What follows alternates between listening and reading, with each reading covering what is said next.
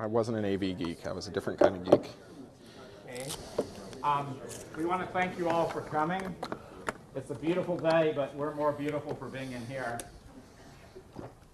Cory Doctorow's visit here is sponsored by the School of Journalism and Mass Communication, School of Information Library Science, iBiblio.org, and Carolina Free Culture, and paid for by Duke University.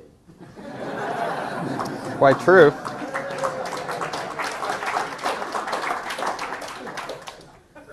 If we can't get knowledge transfer, at least we get cash transfer. And it's in the spirit of the Robinson Scholars, in which they get to take our cheap courses and y'all get to take their expensive courses. Try to keep that balance. And I'm Paul Jones. I run iBiblio, and I'm privileged and happy that Cory is here. And y'all should know a couple of things. One is there are books outside, and they are for sale. Cory's book is in its second printing already, The Overclock. There is also information out about Carolina Free Culture, and there's some Creative Commons and other stuff there. Carolina Free Culture has a Facebook group and a listserv, so you should join up and help keep culture free. And in that spirit, Aaron Watson is going to do the introduction of Cory, and I'm going to go sit down and get out of the way. Hi everyone. Can you hear me in the back if I talk like this? Putting on my tour guide voice? All right, so yeah, hi. It's not often that you get to look at your internet heroes in person, much less while ranting about their greatness to a captive audience. So this is really a pleasure. As y'all probably know, Cory is somewhat of a contemporary Renaissance man. He's a freelance journalist for publications like the New York Times, Popular Science, and Wired. He's an author of award-winning and popular science fiction, which is published by Tor Books and released online for free simultaneously. He's the Fulbright Chair at the Annenberg Center for Public Diplomacy at the University of Southern California.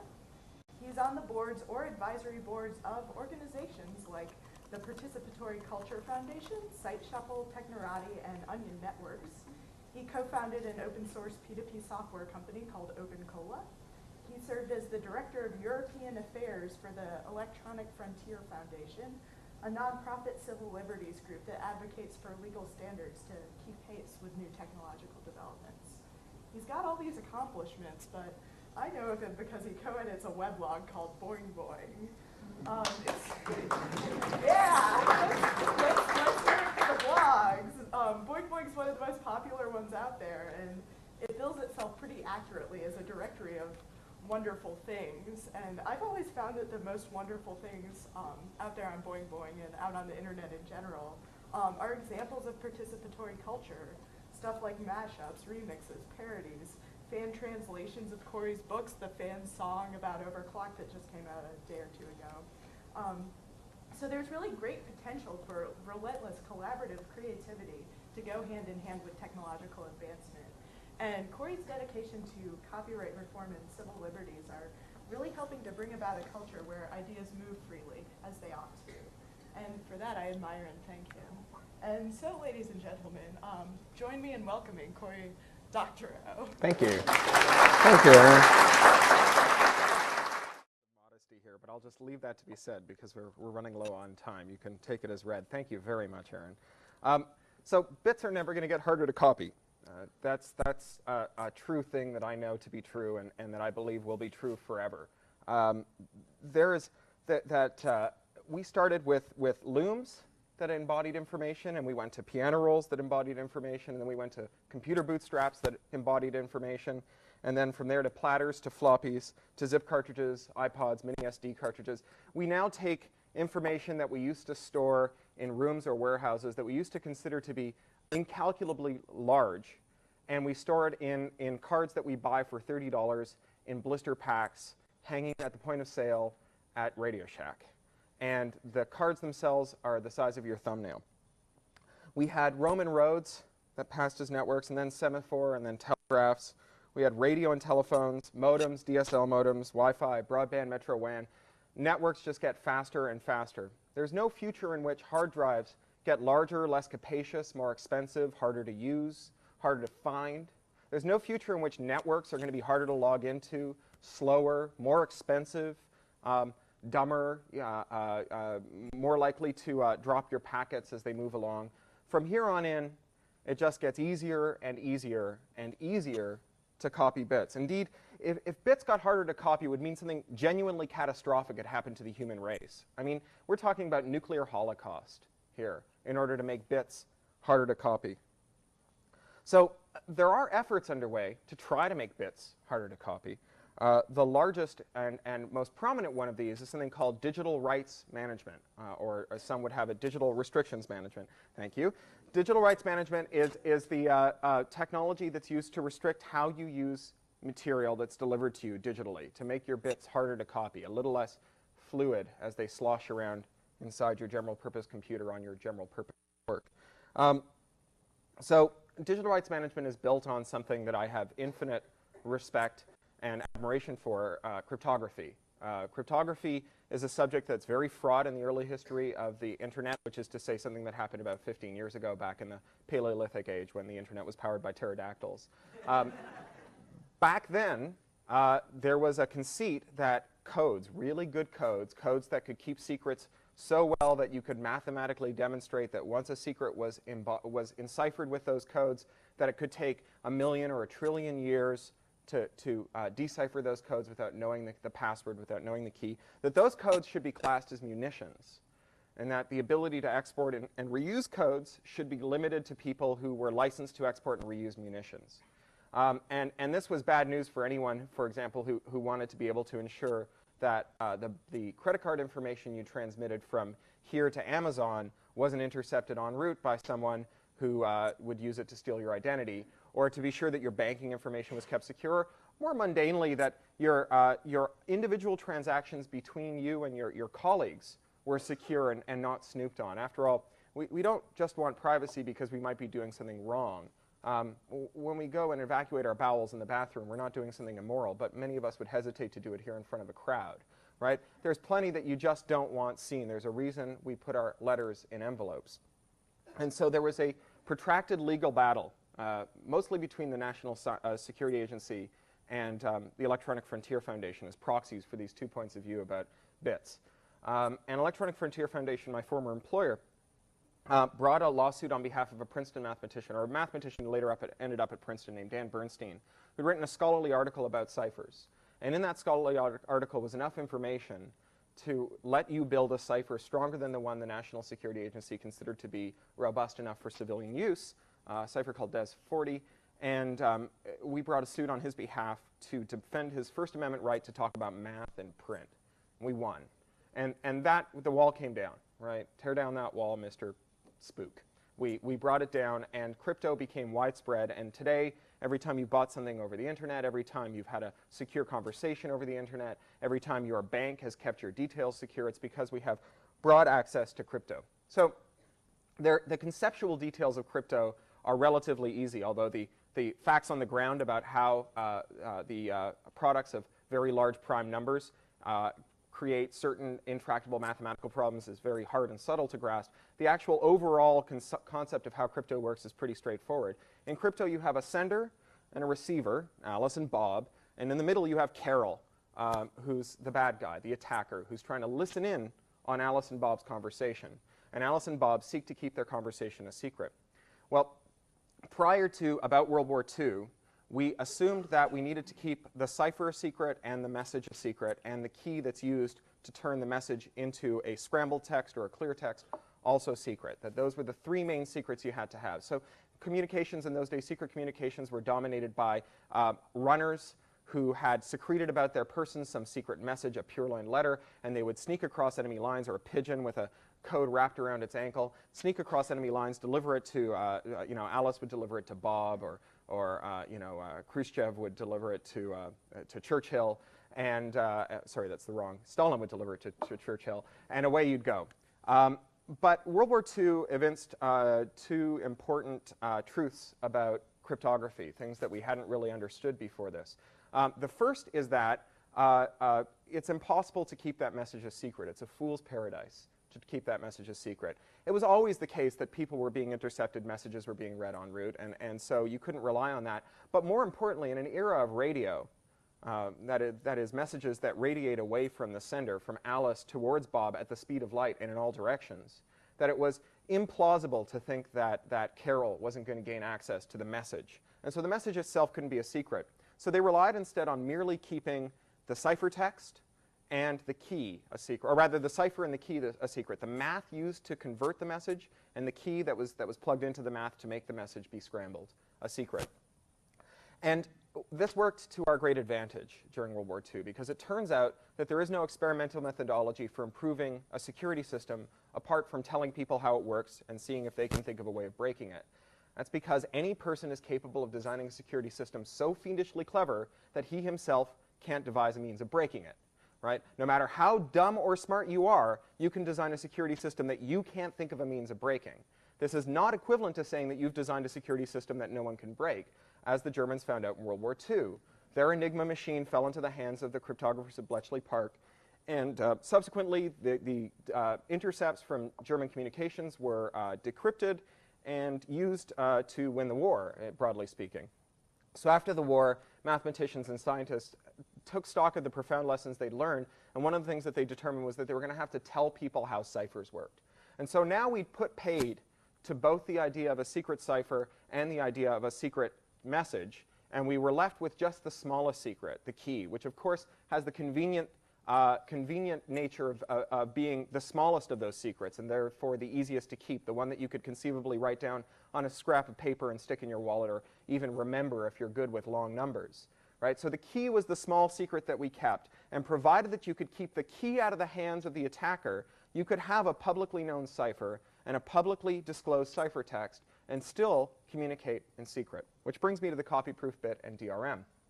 So in digital rights management technology, you have a sender, George Lucas, and you have a receiver, you, and you have a ciphertext, the Phantom Menace. And George Lucas wants to sell you the ciphertext and deliver to you a mechanism by which you can render it sensible, right? So you can watch it, but only under circumstances that he dictates. So only on authorized DVD players whose characteristics have been determined by a cartel called the DVD Forum that is in California and Los Angeles, where I live, who have set out all the terms under which you may or may not manufacture a device that can decode a DVD, and only with their permission and only with their blessing can you get a license to do this. And the idea is that somehow this will all hold together and it will keep the bits from leaking. There's a problem, though. In order for George Lucas to sell you the Phantom Menace, he needs to give you a mechanism whereby you can render it sensible so that you can watch it, because presumably it's not worth very much unless you can watch it. Now, we can debate about whether it's worth very much if you can watch it. My friend Teresa Nielsen Hayden recommends moving the DVD to Italian mode and pretending it's opera, which works well if you don't speak Italian. And in order to do so, George Lucas must deliver to you not only the ciphertext and not only use a publicly known cipher, but you must also have possession of the key. DRM is crypto in which the receiver is also the attacker, in which the intended recipient of the message is the person to whom the message must never be disclosed. And it is in this logical contradiction that DRM fails, and it is because of this that DRM systems that cost billions and take years are broken in an afternoon for pennies by teenagers. Again and again and again. Jan Johansson, who led the group, the Nano Crew, who broke the DVD crypto, was 15 in Norway when he did it because he was bored. The latest breaks against Vista were released the day before Vista was. AACS, which cripples both Blu-ray and DVD HD, has been broken at least twice in very substantial ways and continues to be broken nearly every day by a group of people who've never met each other, have never communicated outside of a message board that anyone can drop in on, and who have nevertheless managed to collaborate to defeat the most fiendishly clever minds of the entertainment industry and the technology industry both, because DRM doesn't work, because it's voodoo science. So we can see the evidence of this all around us. Digital rights management technology is used, for example, to restrict how you can copy music that's sold through the iTunes store. And so it would be reasonable to assess the efficacy of the iTunes Music Store by measuring how long it takes between a song being released in the iTunes Music Store and that same song showing up cleansed of its DRM on a peer-to-peer network. Because remember, you don't have to be as smart as Jan Johansson to download a movie that doesn't have DRM on it. Right? You don't have to personally break the DRM. Once someone else has broken the DRM and put it on Google, somewhere where Google can research it, you only need to be smart enough to type in Police Academy 27 torrent, and away you go. God help you. So it would be reasonable to ask how long it is between the moment that the song is released to iTunes as an iTunes-only, DRM-only, no CD release download, and that song being available as an infringing free download on a peer-to-peer network. Well, Big Champagne is the leading monitoring service for this kind of peer-to-peer usage. They monitor what goes on peer-to-peer, who listens to it, how widespread it is, what's popular, what isn't. And they tell us that the mean time between an iTunes release and a peer-to-peer is between 2 and 5 minutes. Right? So that is the net efficacy of peer-to-peer, of DRM. In fact, there's an even better signal that peer-to-peer doesn't work. When was the last time, or that DRM doesn't work? When was the last time you bought a piece of packaged software that came with DRM on it that tried to stop you from copying? Do you remember back in the old days when you'd install a piece of software and launch it, and it would say, what's the 17th word on the 14th page of the manual?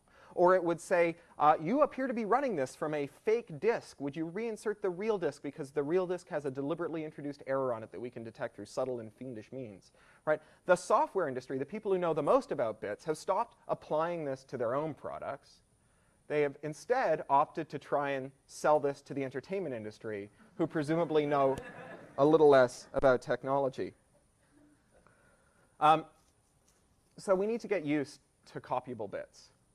We need to get used to the idea that bits are freely copyable, or we have no future as people who make our living from our minds. Now, luckily, most people who make a living from their minds don't rely on a non-copyable bit.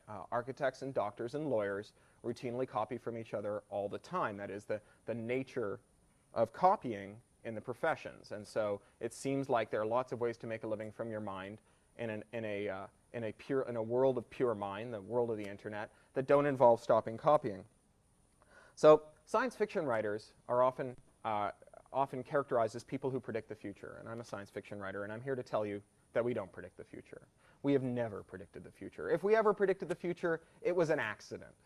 Science fiction writers, at their very best, predict the present, and most of the time are lucky if they can predict the recent past.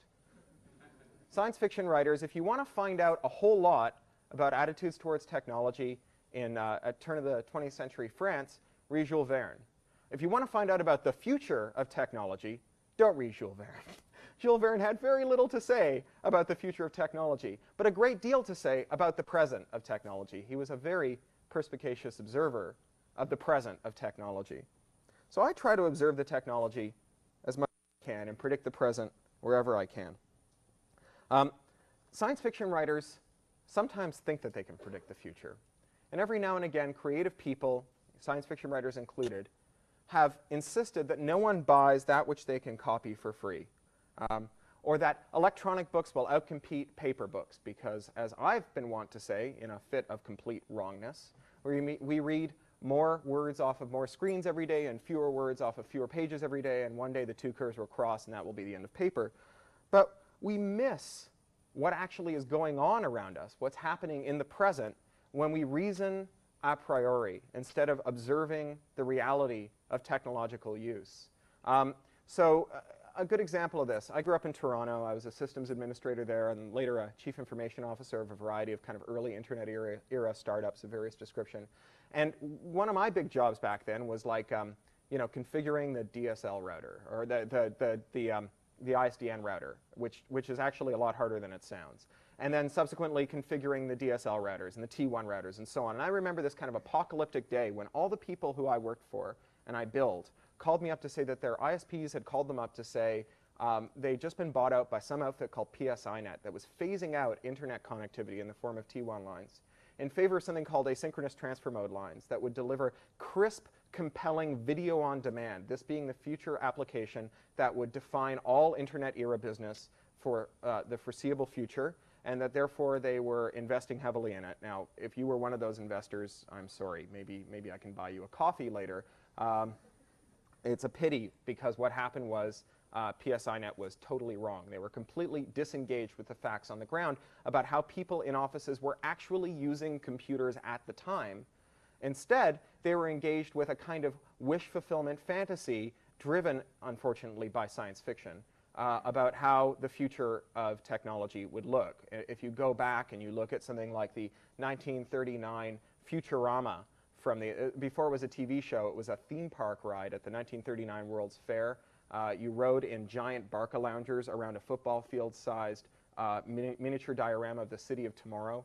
Or if you flash forward to '64 in the World's Fair and the Progress Land that General Electric built with Disney there, every time you look at a video screen, what's on it? Well, another person talking to you over the video screen with something futuristic in the window behind them. This was a great way to illustrate it. And you know, visual science fiction has its own artistic and aesthetic demands. R2-D2 feels futuristic because he can't talk.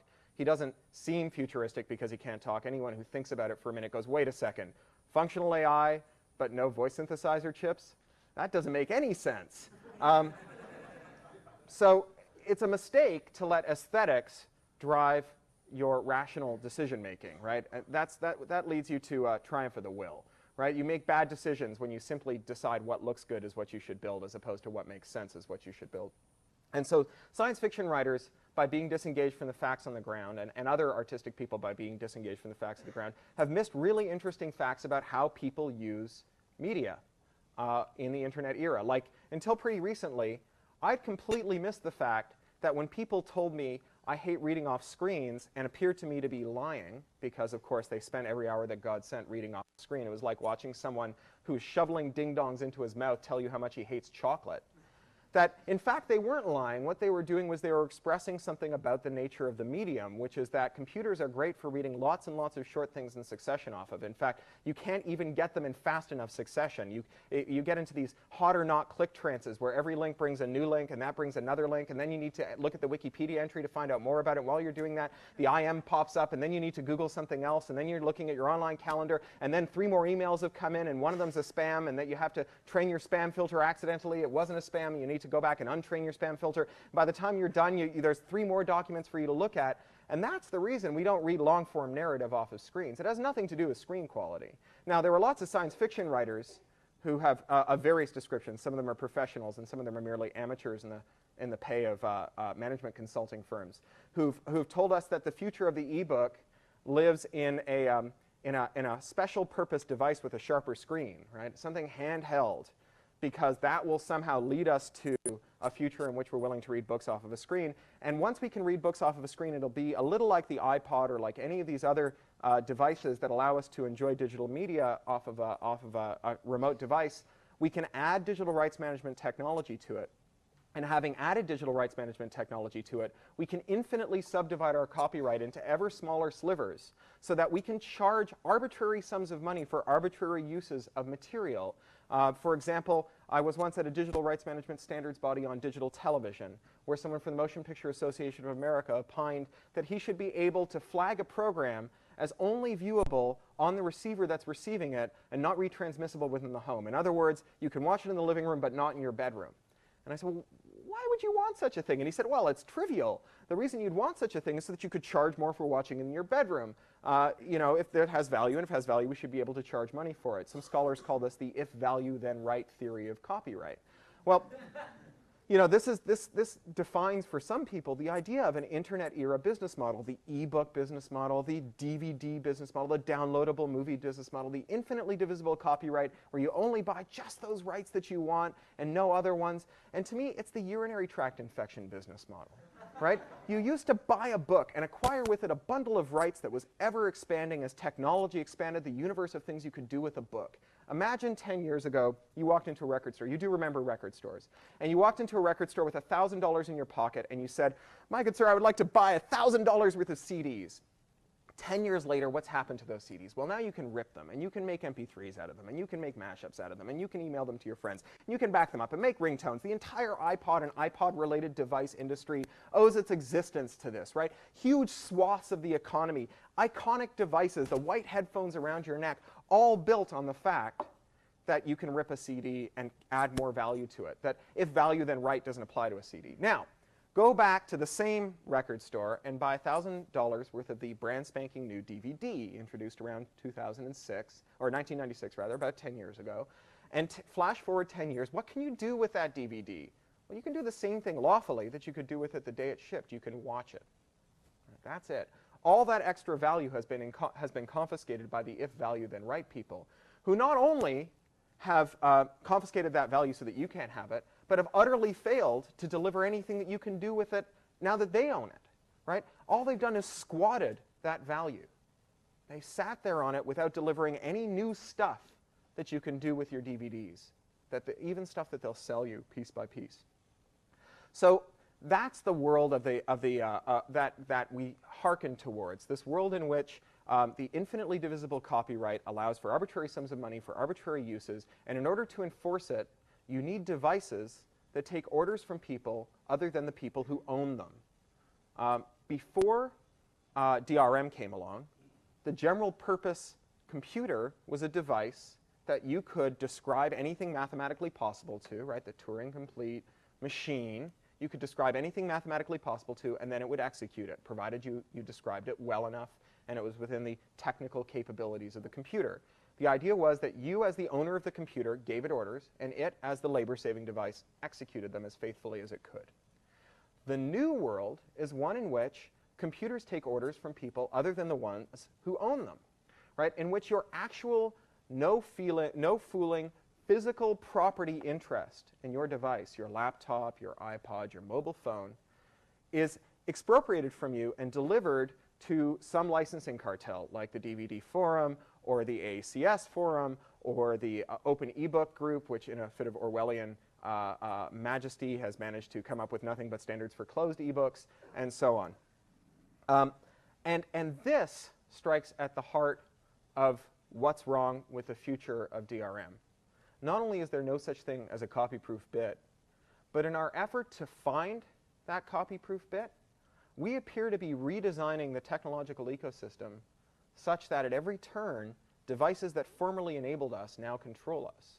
That every device has built into it a mode through which some remote party can execute policy against the person who owns that device. Now, as a science fiction writer, I'm sometimes frustrated with science fiction films, particularly those in which someone accidentally presses a self-destruct button on a spaceship. My first question is always, why did they put the self-destruct button into the spaceship? Right? Wouldn't the spaceship be better if there were no mode in which it accidentally exploded, designed into it from the ground up? By the same token, I think we can legitimately ask, why are we designing devices, an entire universe of devices, one of whose legitimate modes, one of whose legitimate operating characteristics is that at times it can do stuff to you that you don't want it to do?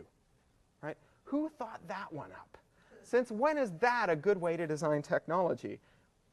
So coming back to living with a non-copy-proof bit, living with a universe in which copying gets easier and easier, and my friend, the ebook. Well, it turns out that ebooks are great news for writers because given the nature of computers as a distraction medium, and that's turtles all the way down. You know, you can tell me, well, maybe we'll deliver you an ebook on a special purpose device that won't be able to do anything else except read ebooks, and then you'll be free from distraction. And I say to you, I will immediately enter the marketplace with the same device, except it's a mobile phone and it plays all the old Nintendo 64 games, and I will outcompete the shit out of you, and you will go bankrupt, and I will rule. And now we'll have another distraction device because if it's fast enough and powerful enough to do all the stuff that we plan on doing with ebooks, it will be fast enough and powerful enough to run Linux and to have MAME run on it and to emulate a GSM phone, at which point all bets are off. So the good news for writers is that it turns out that because it's such a distracting medium that you can read just enough of an ebook before your IM starts blinking to understand whether or not you want to buy the paper book. That for a universe of people for whom the big problem isn't piracy but obscurity, that is to say most people engaged in creative endeavor, that the fact that ebooks act as an enticement instead of a replacement to consuming the product of our work is great news. And moreover, copying, and this is something that's not often noted about copying, copying is an inherently social activity. We think of copying as something dry that computers do. And in fact, a lot of copying is the copying from your RAM into a network buffer to a web cache. That's a pretty dry kind of copying, and not unsurprisingly, the law doesn't really concern itself very much with that. There was a time around 1995 when this lunatic, the Clinton copyright czar guy named Bruce Lehman, proposed that every one of those copies should require a separate license negotiated by a lawyer. What might be called the Law Student Full Employment Act of 1995. Thankfully, that didn't go anywhere. But copying between two people is social. When I make a copy for you, it carries with it a little bit of reputation capital, a little bit of recommendation, a little bit of, you might want to try this, it meant something to me. And it can be more forceful than that. It can be as forceful as what happened with, say, The Secrets of Yaya Sisterhood, where women who'd read the book and had their lives transformed by it grabbed their friends by the collars and said, read this now, it changed my life. I worked in a bookstore, and when two people walked in and one started walking down the shelves going, read this and read this, oh God, you've got to read that, and opening it to just the right passage that they knew would sell that book to their friend, we knew that we'd be ringing up a big sale, because that's how we encounter media. That's how media spreads. And the more copyable something is, the easier it is to socially evangelize it. So that means great news for writers. Now, there are other industries out there, other creative industries. There's film, and there's movies, and so on, and each one of them is struggling with how they make a living. And at first blush, my answer is not my problem. I'm a science fiction writer. You know, there was a time when blacksmiths worried how they would make a living, and some of them became Model T mechanics, and some of them became bitter old drunks. And you know, the other people doing other stuff that wasn't being made obsolete by the railroad and the automobile, it wasn't really their problem what the blacksmiths would do for a living. But I have some ideas. Not being a writer or a filmmaker, it's easy for me to dream up things they should do. Or a musician or a filmmaker, it's easy for me to dream up things that they should do. And among the things that a lot of people have noticed about music is that it used to be that you could perfectly exclude people from a musical performance, right? You'd have a room like this and a guy at the door, and if you tried to come into the room without giving that guy the price of admission, he'd throw you out again. And that this was displaced by radio. And radio involved all kinds of really crazy stuff. Eventually, it settled on a business model that can only be described as vintage 1997 dot-com wacky, which was to say that we would create a new form of statistical mathematics to figure out what people were listening to, even though we couldn't figure out what people were listening to. We would hire out-of-work actors to endorse soap. And then we would emanate the previously perfectly controllable performance over a medium that literally left the studio at the speed of light. And we would combine these three in some kind of weird alchemy along with a congressional consent decree that would allow us to essentially price fix music to pay more artists more money than they'd ever received before for reproducing a wider kind of variety of music to a wider audience than they'd ever reached before. That was pretty weird. And technology giveth and technology taketh away. Here we are 70, 80 years later, and as William Gibson has pointed out, we might have reached the end of time during which it's possible to charge money for recorded music. Maybe not. iTunes seems to make a lot of money, even though all the songs on iTunes are available in a superior form without DRM from Kazaa and eDonkey and all the other networks the crazy kids use today.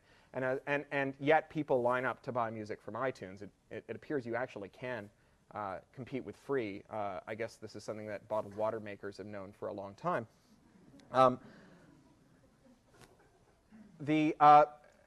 And so here we are, 70, 80 years later. Things have changed, and it's easier than ever to find your audience. Right? The cost of searching on the internet, and not just searching for information, but searching for people who might like the stuff that you make, or searching for people who make stuff you might like, has gotten cheaper than ever before. You have MySpace bands that have sold 500,000 units without ever signing a deal with a label, just by selling a record to everyone on their buddy list. Right? In that world, it may be that we return to the box with a guy at the door. And what we use the music as is a means to bring people in. Now, some musicians can't weather that transmission, right, or weather that transformation. There are vaudevillians whose entire shtick was charisma. It was how good they looked on the stage, not what they sounded like. Once you took away the live performance and closed your eyes and heard them attenuated through the radio, there wasn't any there. They kind of vanished. You know, they became taxi drivers and pizza flippers. And just by the same token, there may be people who don't survive the transition now. But the important thing to me, and I think the important thing about copyright, isn't whether or not a specific artist or a specific company goes on, but whether the broadest diversity of communication and participation in culture is enabled, whether a larger and larger group of people is able to make art. And with the copyright industries as they stand now, that seems to be going in the other direction. Many of you are familiar with the Grey album, Danger Mouse's brilliant mashup of the White album and Jay-Z's Black album. When this came out, there was no question that this would unduly compete with the Beatles. No one would listen to it and say, well, I was going to buy the White album. Now that I've heard the Grey album, I don't need to acquire it. It seemed sheer caprice on the part of EMI, who own the Beatles' publishing rights, to shut this down. And yet they did. And when I raised this at a conference in London last year, a representative from EMI got very incensed and got to her hind legs and said,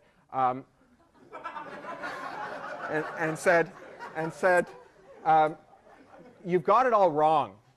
We subsequently hired Danger Mouse to make records for us. And indeed, you know, he's now half of Gnarls Barkley and made a lot of records for EMI. And so it's a happy ending. Well, copyright came in to replace patronage. Patronage went like this. You could make a ceiling if the Pope said so. You could make a fresco if the king said so. If the Duke liked your idea, you could paint his portrait. And we replaced that because it's not a good way of apportioning creative labor. You do get some nice ceilings out of it and some beautiful paintings in the Medicis, but it's not a great way to ensure broadest possible cultural participation. We replaced that with copyright, right? A property right that could be bought and sold and therefore could accrue investment capital, and we could therefore decentralize decision-making to anyone who could afford to put up money to make some art that they thought would make some money. You know, the king might not let you make a statue that satirized him or a play that satirized him, but somewhere out there there was an entrepreneur who knew that the public was endlessly hungry for things that skewered the ruling class, and they would bankroll you.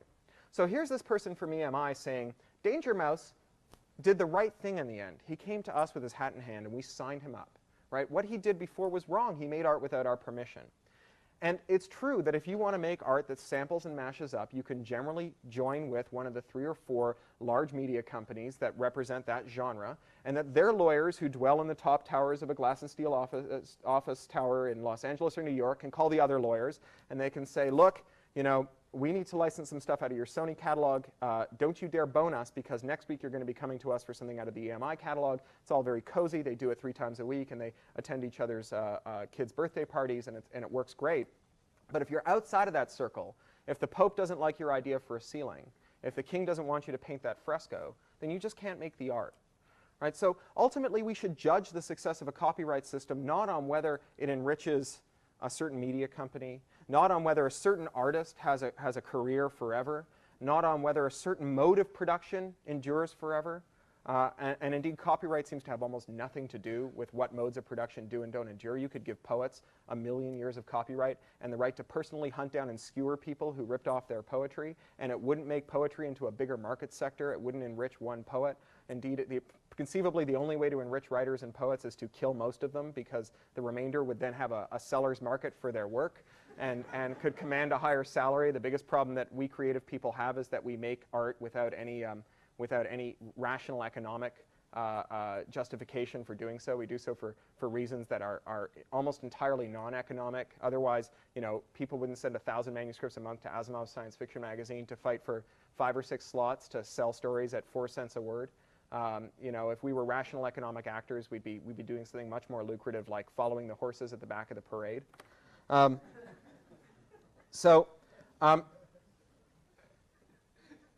We have to judge copyright on whether or not it increases a diversity of participation, not on whether it enriches a media company or preserves a kind of business model.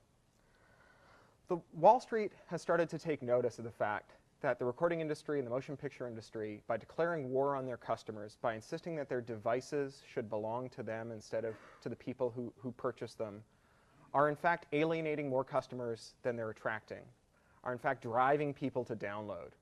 Many of you are probably familiar with Sony's rootkit debacle last year. Sony deployed an anti-copying measure called a rootkit. It's a technology more usually seen in the offerings of Russian spyware hackers who use a rootkit on your computer to keep you from seeing what your computer is doing while it acts as part of a spyware ring that is used to send spam or attack, you know, online casinos' websites just before the big game day so that they can extort money out of them. That technology was deployed by Sony. Sony, right? The big Japanese electronics company deployed that technology. And the only people who caught the rootkit infection were people who were dumb enough to buy Sony's music. The people who chose to rip it off, They didn't get infected by rootkits. So Wall Street has started to take notice of this, right? And after all, at the end of the day, these companies are commercial entities with shareholders.